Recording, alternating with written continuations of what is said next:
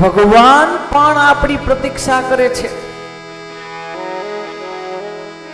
આપણે ભગવાનની કરીએ એમ નહીં, ભગવાન પણ આપણી પ્રતીક્ષા કરે છે.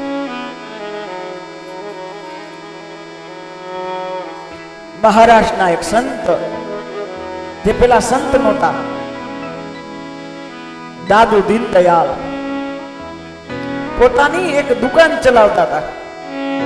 પોતાની એક દુકાન ચલાવે અને એક દિવસ એમના ગુરુ આવ્યા, દુકાનની સામે ઊભા હોય છે.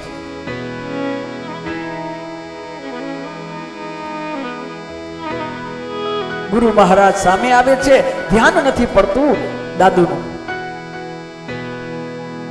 પોતાની એ કામમાં મસ્ત હોય અને પડીકા વાળતા હોય. બહુ વરસાદ થયો, જાજો વરસાદ આવે છે. કમસે કમ અડધી કલાક થઈ અને ધ્યાન ગયું સામે ગુરુ મહારાજ સામે.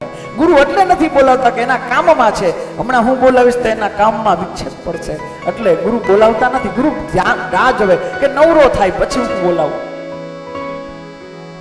આ પોતાનું કામ કરતા હોય અને આંખ જ્યારે ગુરુ સામે મળે, પોતાનું પડીકું છોડે એક કોર, ગુરુ મહારાજ તમે ક્યારે આવ્યા? કબા એ ગુરુ મહારાજ આપ.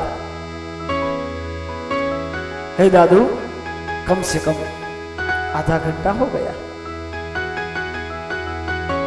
दादू दीनदयाल ने आंखમાંથી પાણી નીકળી જાય કે પહેલે તો બોલાવો, તમે કામ છોડ કે આ બધું મૂકી અને તમારી શરણમાં આવત.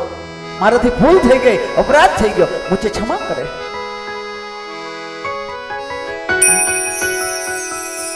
મારા હિસાબે તમારે અડધી કલાક ઊભું રહેવું, આ વરસતા વરસાદમાં તમારે અડધી કલાક ઊભું રહેવું પડ્યું.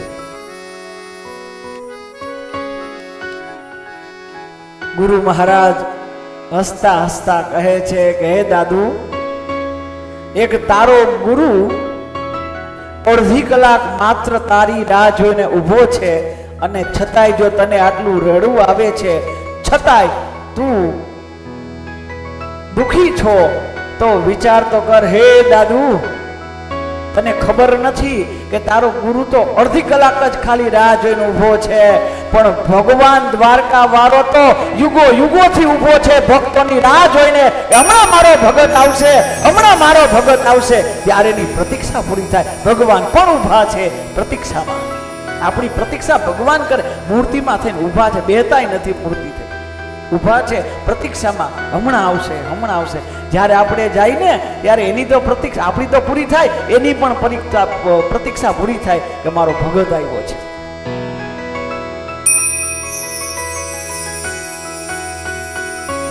એક વેપારી હતો, બાજુમાં એક બીજો વેપારી, પણ વેપારી બહુ ફળો રેકડીની કંઈક ફળ ફ્રૂટ વેચતો હશે, પણ બહુ ભગત.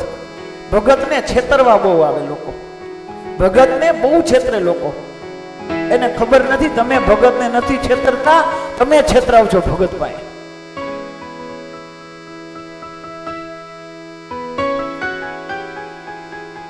એક છેતરવા વાળો આવ્યો છે, હાચા હાચા ફળ લઈ જાય અને ખોટા પૈસા દઈ જાય. પેલાના જમાનામાં એક આના અને બે આના આવતા. એ હવે આ જુવાનીને કેમ ખબર પડે એક આના કેને કહેવાય, બે આના કેને કહેવાય? આ બધા હોની ને ગુલાબી બંડલ વાળા હોય એને શું ખબર પડે?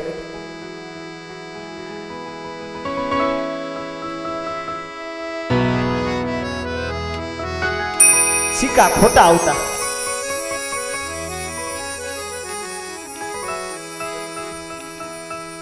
હવે સિક્કા ખોટા આવે એટલે સમજી જાજો, ઘણા સિક્કા ખોટા આવે.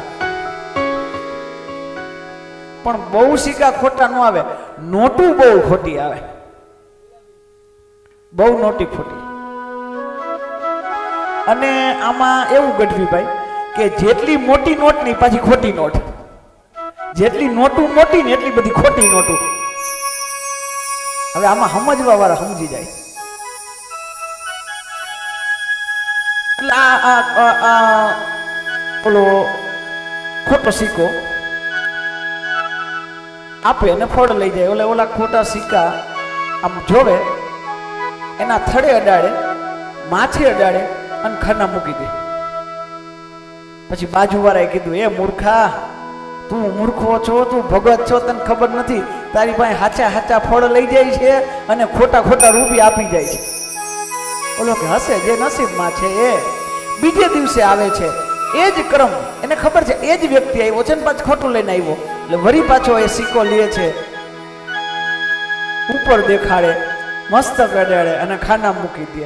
આ ક્રમ ચાલતો હોય છે. તો વળી ઓલાએ કીધું કે મૂર્ખા, એ મૂર્ખા.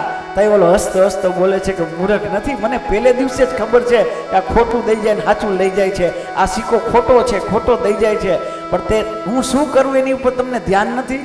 તો કે ના, કે હું શું કરું છું ને જોઈશ ને તો તને સમજાઈ જશે. શું કરો છો તમે? એ કે હું સિક્કો ખોટો આવે ને ત્યારે અધર મસ્તક અડાડી અને ખાના મૂકી દઉં. એમાં મને કઈ સમજાણું નહીં, એટલે હું ભગવાનને કહું છું કે મને ખબર હતી કે આ ખોટા આપે છે, છતાંય હું લઈ લઉં છું, તમને દેખાડું છું કે જો મેં ખોટા લઈ લીધા છે, મારા ભાગ્યમાં જેટલા હતા એટલા મેં લઈ લીધા છે, એનો સ્વીકાર કરું છું અને ખાનામાં મૂકી દઉં. હું ભગવાનને એટલું જ કહું છું કે હું જો ખોટા લેતા હોય તો હું ખોટો છું. આ ખોટો સિક્કો તારા દરબારમાં આવે ને ત્યારે તું સ્વીકાર કરજે મારા વાલા. આ ખોટો સિક્કો જ્યારે તારા દરબારમાં આવે ત્યારે તું સિક્કો કર.